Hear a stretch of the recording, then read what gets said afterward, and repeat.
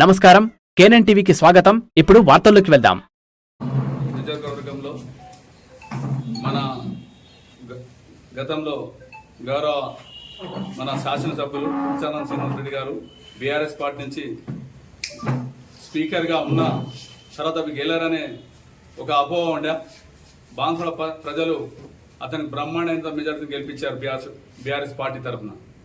గెలిచిన తర్వాత మన ఎమ్మెల్యే పోచారం శ్రీనివాస్ రెడ్డి గారు పార్టీ కట్టుబడి ఉండాలని 4 సార్లు 5 సార్లు చెప్పడం జరిగింది. ఏమని, మనం 10 సంవత్సరాల అధికారంలో ఉన్నాం, 5 సంవత్సరాలు పార్టీ కష్టపడి ఉండాలి, పార్టీ కష్టం ఉన్నప్పుడే మనం నాయకులు అవుతాం అని చెప్పడం జరిగింది. ఎవరికి చెప్పకుండా ఇక్కడ మండల్ లీడర్ కానీ, బీర్కూర్ మండల్ కానీ, కోడిగిరి కానీ, మోసరా కానీ, వర్ణి కానీ, రుద్రూరు కానీ, వేరే మండలం అన్ని మన కాన్సెప్ట్ సంబంధించిన మండలం సెకండ్ క్యాడర్కి ఎవరికి సంప్రదించకుండా, కార్యకర్తలకు సంప్రదించకుండా, ఎవరికి చెప్పకుండా డైరెక్ట్ పోయి హైదరాబాద్లో మీ కుటుంబంతో కలవడం జరిగింది. ఎందుకు విచారం చేయలేరు? మీరే చెప్పారు పార్టీ 10 సంవత్సరాల అధికారం ఉన్నారు, మనం ఇప్పుడు కష్టకాలం వెనుక నిలబడాలి. ఈ కష్టం వేస్తున్న సమయం అంటే ఒక పక్కన కావాలని కవితకు జైలు వేశారు. అనుకోకుండా కేసీఆర్ గారి కాలు ఇరగడం జరిగింది. కొన్ని పార్టీ కష్టాలు వచ్చినాయి. కష్టాలు వచ్చినప్పుడు మనం ఎన్నుకోండి, సపోర్ట్ కేసీఆర్కు చెప్పాల్సిన సమయం, మీరు ధైర్యంగా ఉండండి సార్, మేము వెనుక ఉన్నాం అని చెప్పే సమయంలో మీ కుటుంబమే పోయి అక్కడ కాంగ్రెస్ పార్టీలో కలగడం జరిగింది. ఒక్క కార్యకర్తకు చెప్పలే. చాలామంది కార్యకర్తలు ఒక్కరివి కాంగ్రెస్ కాండ్ వేసుకోలేరు ఇప్పటిదాకా. అది చాలామంది కార్యకర్తలు మాకు ఫోన్లు చేస్తున్నారు, అన్నా మేము కాండ్ వేసుకోలే, మేము బీఆర్ఎస్ పార్టీలో ఉన్నాము, మీరు రండి మా దగ్గరికి, మీరు ధైర్యంగా ఉండండి, మేము బయట వెళ్ళకొచ్చినాం, ఎందుకు వెళ్ళకొచ్చినా అని చెప్తే మాకు ఆడ బెదిరిస్తారు అని అంటున్నాం. అక్కడ కొన్ని సందర్భాలు అడిగితే పోచారం సురేందర్ రెడ్డి గారు కోటగిరి వర్ణి మండలిలో ఫోన్లో పెట్టి కొందరు కార్యకర్తలకు బెదిరిస్తున్నారంట. నేను సురేందర్ రెడ్డి గారికి చెప్తున్నా, మీరు మా కార్యకర్తలు బీఆర్ఎస్ పార్టీలు వాళ్ళకైనా ఫోన్ చేసి మీరు బెదిరించిర్రు, వాట్సాప్ కాలింగ్ చేస్తున్నారు, మేము వేరే ఫోన్ ద్వారా రికార్డింగ్ చేస్తున్నాం, దానికి మా దగ్గర ప్రూఫ్స్ ఉన్నాయి. ఒకటే మాట అంతా, ప్రజాస్వామ్యంలో మీరే అన్నారు శాశ్వత మిత్రులు శాశ్వత శత్రువులు ఉన్నారని. మరి మా పార్టీ కార్యకర్తలు మీరు ఎందుకు బెదిరిస్తున్నారు?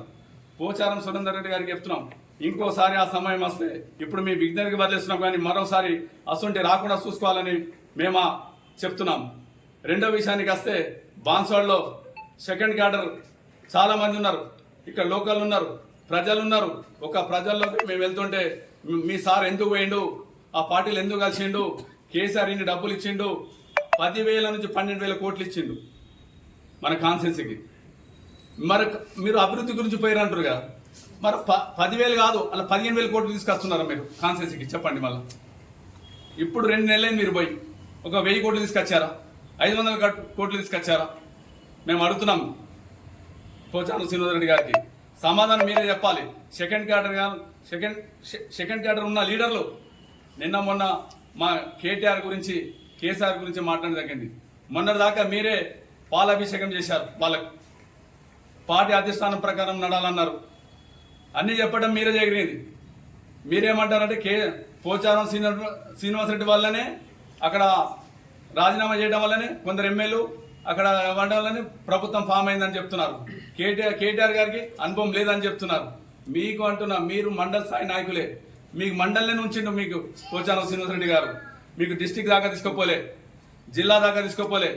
అక్కడ ఉన్నారు ఒక మన లీడర్ 2-3, ఒక్కసారి ఎంపీపీ చేయలేకపోయిండు పోచారం శ్రీనివాస్ రెడ్డి గారు. 3 సార్లు సొసైటీ చైర్మన్ చేసిన డిస్టిక్ చైర్మన్గా చేయలేకపోయిండు. జడ్పీటీసీ గెలిచిన జిల్లా చైర్మన్ చేయలేకపోయిండు. 40 సంవత్సరాల రాజకీయ చరిత్రలో ఒక్క 10 మన కార్యకర్తలు చేయలేకపోయిండు. సమాధానం చెప్పాల్సిన బాధ్యత ఉంది మన అందరి కార్యకర్తలు. చాలా మంది లోకల్ మన మండల నాయకులు ఉన్నారు, చెప్పాల్సిన బాధ్యత పోచారం శ్రీనివాస్ రెడ్డి గారికి ఉందని చెప్తున్నా. వేరే కాన్స్టిట్యూన్సీలో పోతే అక్కడ ఎమ్మెల్సీ ఇచ్చిర్రు, పదవులు ఇచ్చిర్రు, జిల్లా పదవి ఇచ్చిర్రు, గ్రంథాలయ చైర్మన్ చేసిర్రు. మన కాన్స్టిట్యూన్సీ 40 సంవత్సరాల ఒక క్యాడర్కి, ఒక సెకండ్ క్యాడర్కి ఎదగకుండా చేసిన వ్యక్తి ఎవరంటే పోచారం శ్రీనివాస్ రెడ్డి గారు.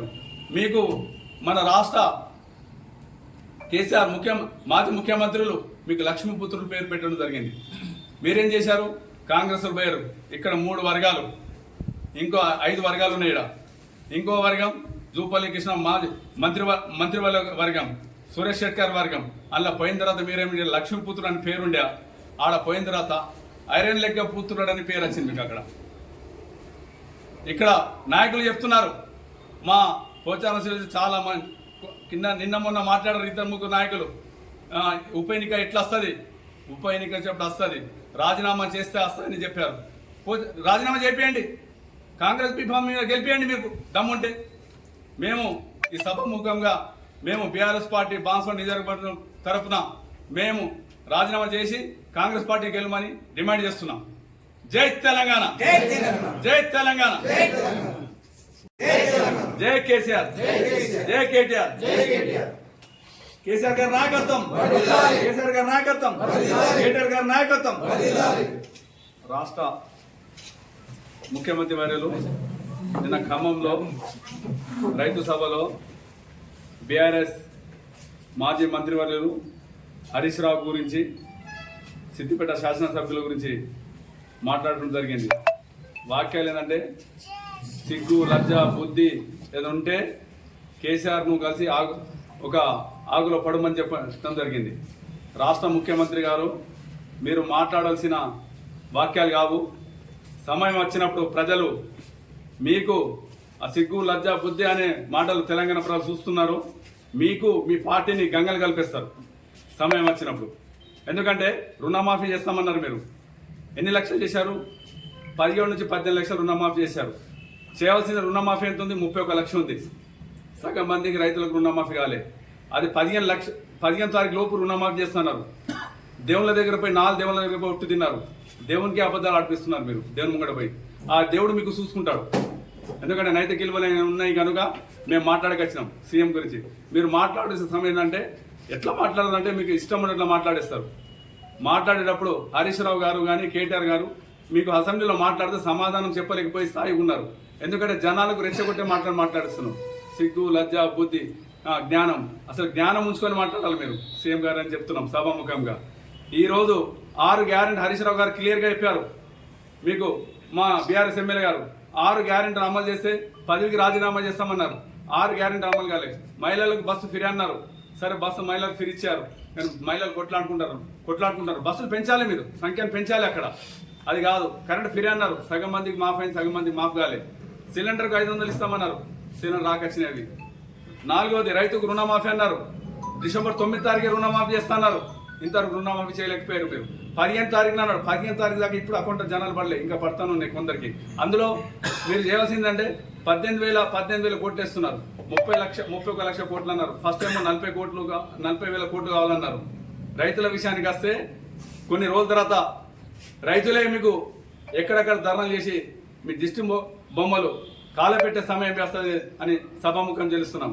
సీఎం గారు, రాష్ట్ర ముఖ్యమంత్రి రేవంత్ రెడ్డి గారు, మీరు ఎప్పుడైనా సరే మా నాయకులకు మాట్లాడేటప్పుడు మీరు సిగ్గు లజ్జ బుద్ధి జ్ఞానం ఉంచుకొని మాట్లాడండి. ఈ సభాముఖం తెలియజేస్తున్నాం. బాన్స్వాడ బీఆర్ఎస్ పార్టీ తరఫున మీకు హెచ్చరిస్తున్నాం.